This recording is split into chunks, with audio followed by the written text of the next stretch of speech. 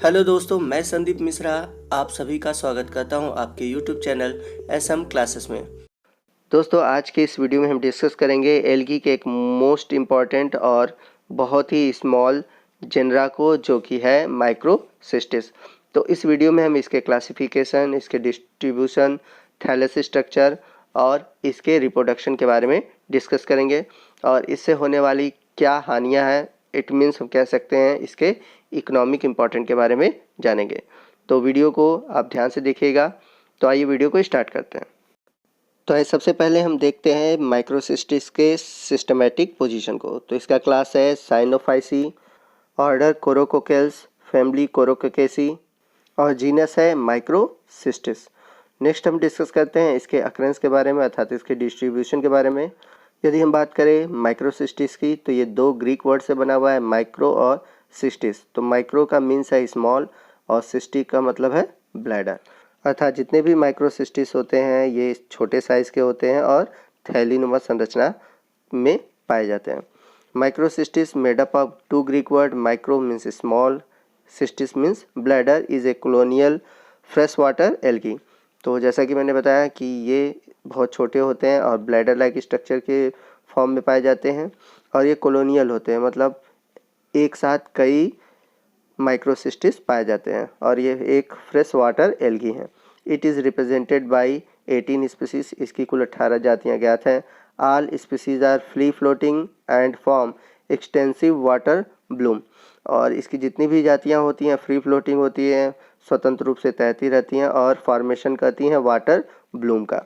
Water Bloom क्या होता है मैं आपको समझा देता हूँ।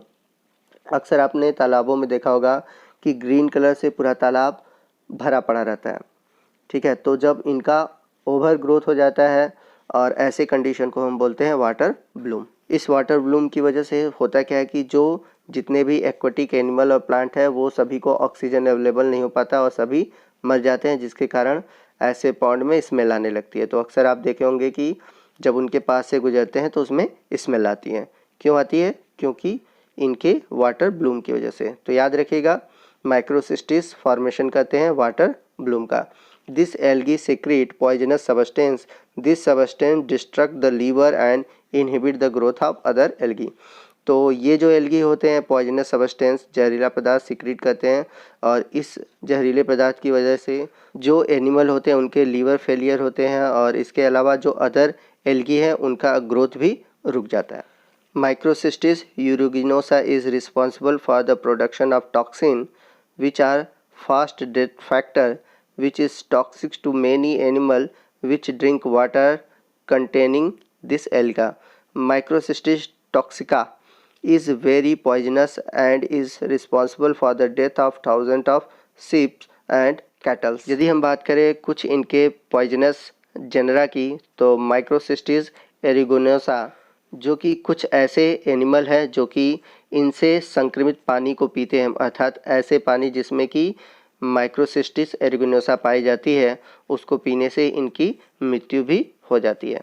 वहीं बात करें हम माइक्रोसिस्टिस टॉक्सिका की, ये बहुत ही पॉइजनस होता है और ये रिस्पॉन्सिबल होता है हजारों भेड़ों और जितने भी कैटल्स हैं उनकी मृत्यु के लिए। तो ये दोनों जातियाँ बहुत ही हार्मफुल हैं, आप इन दोनों का नाम याद रखिएगा। आइए नेक्स्ट हम बात करते हैं माइक्रोसिस्टिस के थैलस की। The thallus is in form of colonies. The colonies are free floating and irregularly covered by colorless mucilaginous sheet.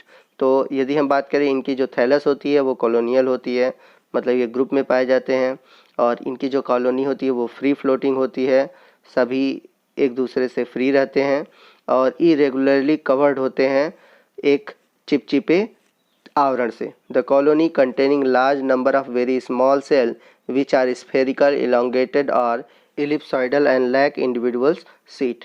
तो यदि बात करें हम इनकी कॉलोनी की, तो इनकी कॉलोनी में ढेर सारे बहुत छोटे सेल होते हैं जो कि गोल होते हैं या लंबे होते हैं या फिर दीर्घ वृत्ताकार यानी इलिप्सॉइडल होते हैं। और अगर हम बात करें एक सेल की, तो किसी भी एक सेल पर म्यूसिलेजिनस सीट नहीं होता, मतलब जब ग्रुप में सेल होते हैं उनके चारों तरफ म्यूसिलेजिनस सीट होता है, पर्टिकुलर किसी एक सेल पर म्यूसिलेजिनस सीट नहीं होती। Gas vacuole are commonly present in the colony.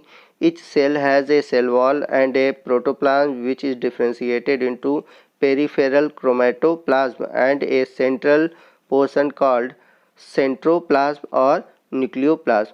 The central body represent an incipient nucleus. तो यदि बात करें इनकी कॉलोनी की, तो कॉलोनी में गैस वैक्यूल जनरली पाए जाते हैं। और अगर बात करें हम प्रत्येक सेल की, तो उसमें सेल वॉल होता है, प्रोटोप्लाज्म होता है जो कि डिफ्रेंशिएटेड होता है पेरिफेरल क्रोमेटोप्लाज्म और सेंट्रल पोर्शन के सेंट्रोप्लाज्म में, और सेंट्रोप्लाज्म को ही हम न्यूक्लियोप्लाज्म कहते हैं। और एक इम्पॉर्टेंट चीज़, इनमें जो सेंट्रल बॉडी होती है उनमें इंसिपिएंट मतलब अनडेवलप न्यूक्लियस होता है, सो दैट ये एक प्रकार से प्रोकैरियोटिक सेल होते हैं।